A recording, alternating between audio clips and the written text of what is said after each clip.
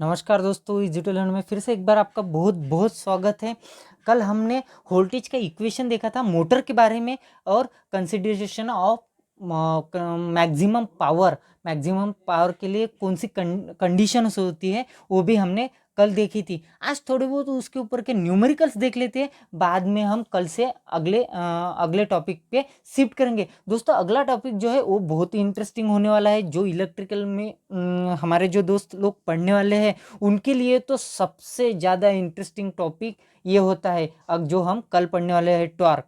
क्योंकि इसके बारे में और भी कुछ ज़्यादा मैं कल बताऊंगा ही। कुछ कुछ लोगों को ये टॉपिक थोड़ा डिफ़िकल्ट लगता है, कुछ कुछ लोगों को आसान लगता है। तो मुझे ऐसा लगता है कि जो भी मशीन पढ़ने वाले लोग हैं उनको वो टॉपिक टॉर्क जो है ये टॉपिक अच्छे से आना चाहिए और हर किसी को ये टॉपिक आसान लगना चाहिए। तो चलिए ठीक है, वो तो हम कल देख लेंगे। सबसे पहले आज हम इसके ऊपर के थोड़े न्यूमेरिकल देख लेते हैं जो कल हमने वोल्टेज इक्वेशन और मैक्सिमम पावर के लिए जो कंडीशन देखी थी उसके ऊपर के न्यूमेरिकल देख लेते हैं। तो सबसे पहला न्यूमेरिकल हमारे सामने है। दोस्तों, मैं हमेशा से कहता हूँ, आज भी दोहराता हूँ वही चीज़ कि कोई भी न्यूमेरिकल सॉल्व करने के लिए उसको तब तक पढ़े जब तक वो समझ में नहीं आता, तब तक उसको पढ़ते रहिए। A 220 volt DC machine has an armature resistance 0.5 ohm. If the full load armature current is 20 ampere, find the induced EMF when the machine act as a। चलो, हमें एक मशीन दी है, उसको हमें जनरेटर के तौर पे भी घुमाना है और मोटर के तौर पे भी इस्तेमाल करना है, यानी कि दोनों तौर पे इस्तेमाल करने हैं।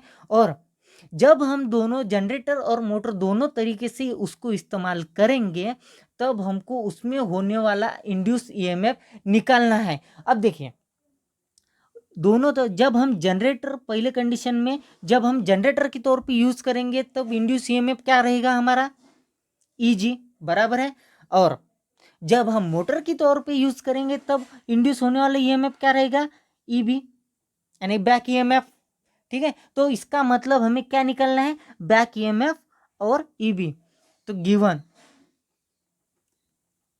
गिवन में हमें क्या क्या दिया हुआ है, आर्मेचर रेजिस्टेंस यानी कि R A equals to 0.5 ohm. Full load armature current भी दिया हुआ है, इसका मतलब आई ए दिया हुआ है 20 एम्पियर। 20 एम्पियर हमें निकालना क्या है, हमें फाइंड क्या करना है, हमें फाइंड ईजी। पहली कंडीशन में ईजी फाइंड करना है यानी कि इंड्यूस ईएमएफ यानी कि जनरेटेड ईएमएफ। और दूसरी कंडीशन में जब मोटर के तौर पे हम इस्तेमाल करेंगे तब हमें बैक ईएमएफ निकालना है, ईबी। ठीक है, चलो ये निकालना है, ये दिया हुआ है गिवन डेटा, तो हमारा हो गया जी। तो बड़ा ही सिंपल है। हमने ईजी का फार्मूला क्या है, E G equals to V plus यानी कि वोल्टेज टर्मिनल, जनरेटिंग के केस में हम इसको टर्मिनल वोल्टेज बोलते हैं जनरेटिंग के केस में। ठीक है, आई ए आर ए। चलो वैल्यू डाल दो। वी दिया है क्या हमें, हाँ दिया है ना, मैंने गिवन में नहीं लिखा, ठीक है लिख देते हैं, अभी क्या दिक्कत है। 220 वोल्ट, ठीक है, वी दिया हुआ है 220 वोल्ट प्लस आई ए कितना दिया हुआ है हमें, आई ए 20 एम्पियर, 20 एम्पियर दिया है। आइए आर ए कितना दिया है, आर ए दिया है 0.5 इंटू 0.5। निकाल लीजिए, कैल्सी पे चेक कर लीजिए कितना हो जाएगा ये। आप तब तक कैल्सी पे निकाल लीजिए, मैं करके देख लेता हूँ। 230 वोल्ट आ जाएगा, इतना इजी आ जाएगा। ये पहला आंसर निकल गया, जनरेटेड ईएमएफ जब जनरेटर के तौर पे हम इसको इस्तेमाल कर रहे थे। हाँ, और एक चीज़, ये कैसे निकाल लिया मैंने, ये फार्मूला कैसे निकाल लिया क्योंकि शंट जनरेटर का तो हमारा यही फार्मूला है ना। अब शंट डायग्राम में दिया हुआ है यहाँ पे एग्जाम, जो हमारा क्वेश्चन है उसमें डायग्राम दी हुई है, उससे शंट जनरेटर है, इससे ही शंट जनरेटर का जनरेटेड ईएमएफ का फार्मूला मैंने ले लिया, उसके ऊपर से मैंने निकाल लिया। अब ऐसा हो सकता है क्या कि अगर मेरा जनरेटर शंट है तो उसको अगर मैं मोटर के तौर पे यूज़ कर लूँ तो उस सीरीज़ में बन जाएगा, ऐसा हो सकता है? नहीं दोस्तों, जनरेटर अगर शंट में है तो उसका मोटर के तौर पे भी हम इस्तेमाल करेंगे तो वो शंट मोटर ही रहेगी ना, डीसी शंट मोटर ही रहेगी वो। तो चलो ईबी का फार्मूला क्या हो जाएगा इसके शंट मोटर के लिए? ईबी का फॉर्मूला हो जाएगा V minus I A R A. शायद हमने कल ही देख लिया था ये। चलो वी रख दीजिए 220 वोल्ट माइनस आई ए कितना है हमारा 20 एम्पियर इंटू आर ए कितना है, आर ए दिया हुआ है हमें 0.5, रख दीजिए आंसर। ये आ जाएगा मेरे ख्याल से 2 समथिंग, हाँ 210 समथिंग आ जाएगा वोल्ट। आप कैलसी पे एक बार चेक कर लीजिए, शायद इतना ही आएगा। हाँ, जब भी मैं कोई भी न्यूमेरिकल आपको यहाँ पे हम यहाँ पे न्यूमेरिकल डिस्कस करते हैं तब दोस्तों उसका आंसर आप कैलसी पे चेक कर लेते जाइए, क्योंकि अगर डिफ़िकल्ट कैलकुलेशन रहा तो मैं कैलसी यूज़ करता हूँ, अगर थोड़ा 19-20 रहा तो मैं कैलसी नहीं यूज़ करता हूँ, क्योंकि मुझे थोड़ी यहाँ पे कैलसी यूज़ करने के लिए दिक्कत हो जाती है।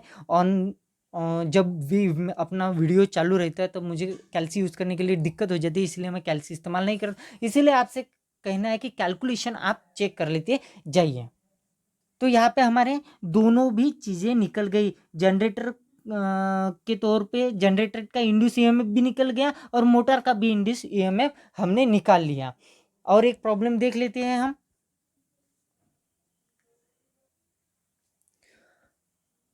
A 440 volt shunt motor has the armature resistance of 0.8 ohm and field resistance of 200 ohm. Determine the back EMF when the giving an output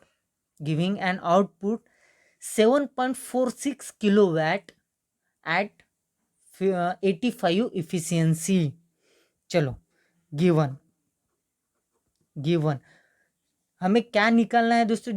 determine the back EMF.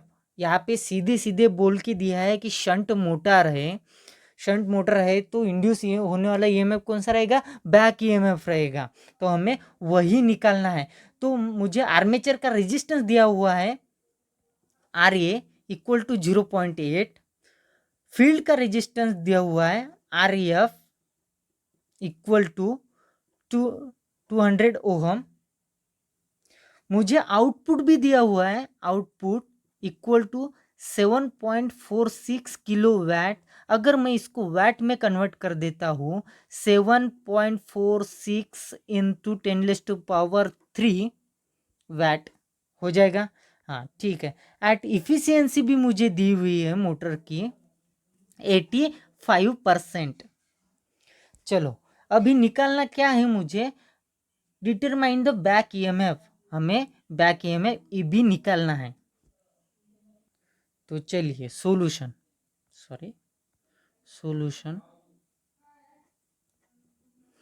EB निकालना है मुझे। ईबी इक्वल्स टू फॉर्मूला क्या है? V minus I A R A. Simple है, simple formula. देखिए अब हाँ we भी दिया हुआ है, चलो मैं इस बार भी वी लिखना भूल गया हूँ, लिख लेते हैं, कोई दिक्कत नहीं। 440 वोल्ट, चलो वी भी दिया हुआ है, आई ए नहीं दिया है हमें, चलो आई ए नहीं दिया, आर ए दिया हुआ है, आर ए दिया हुआ है। तो चलो आई ए अब निकाल लेते हैं। सबसे पहले तो हम वही काम करते हैं, आई ए निकाल लेते हैं। तो आई ए किस तरीके से हमारा निकलेगा?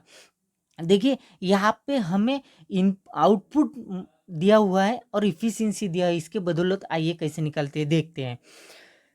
Motor input power motor input power कितना है? चलो मोटर इनपुट पावर एक चीज आपको यहाँ से शुरुआत करते हैं हम। हाँ, इफिशियंसी का फॉर्मूला क्या है हमारा? आउटपुट अपॉन इनपुट, ठीक है, आउटपुट अपॉन इनपुट। अगर मुझे इनपुट निकालना है तो मैं क्या करता हूँ, अगर मुझे इनपुट निकालना है तो मैं क्या करता हूँ, आउटपुट अपॉन इफिशियंसी लिख सकता हूँ, ठीक है। अब मैं वही यहाँ पे करने वाला हूँ। अगर मुझे मोटर का इनपुट निकालना है, मोटर का इनपुट पावर निकालना है, तो मैं ये कर सकता हूँ, आउटपुट अपॉन इफिशियंसी। आउटपुट कितना दिया हुआ है, मुझे दिया हुआ है ना, कितना दिया हुआ है, 7.46 इंटू 10⁻³ अपॉन इफिशियंसी कितनी दी हुई है 85%, यानी कि 0.85 हो गया। ये कितना निकल के आ जाएगा मेरा, ये आ जाएगा 8776.47, ये आ जाएगा, ठीक है। चलो, मोटर का इनपुट पावर तो निकल के आ, इसके ऊपर से हम मोटर का इनपुट करंट निकाल सकते हैं पावर के ऊपर से। अब देखिए, पावर के ऊपर से हम करंट निकाल देते हैं, निकाल सकते हैं। पावर का फॉर्मूला क्या है, P=VI। अगर मुझे I निकालना है तो मैं ये लिख सकता हूँ P/V, ठीक है। तो मेरे पास इनपुट पावर तो है ना, इसके ऊपर से मैं इनपुट करंट तो निकाल ही सकता हूँ। Motor input current equals to, चलो पावर कितना निकाला हमने, मोटर इनपुट करंट, तो P/V, तो पावर कितना आया हमारा 8776.47 अपॉन V कितना दिया हुआ है हमें, V, हाँ 440। तो इनपुट करंट हमारा निकल के आ गया 19.95 एम्पियर। चलो, इतना हमारा इनपुट करंट निकल के आ गया। अब देखिए, शंट जनरेटर है, चलो ये नोट कर लीजिए थोड़ा। हम दूसरे स्लाइड पे जाते हैं, दूसरे पेज पे जाते हैं। हमें मोटर कौन सी दी हुई थी, शंट जनरेटर दिया हुआ था, शंट जनरेटर। तो मैं यहाँ पे एक शंट जनरेटर निकाल लेता हूँ, शंट जनरेटर। चलो, शंट जनरेटर, ये होगा मेरा आर्मेचर, ये होगा फील्ड, ये होगा ISH, ये होगा IA, ठीक है, और ये हो गया वोल्टेज सप्लाई V, ठीक है। ये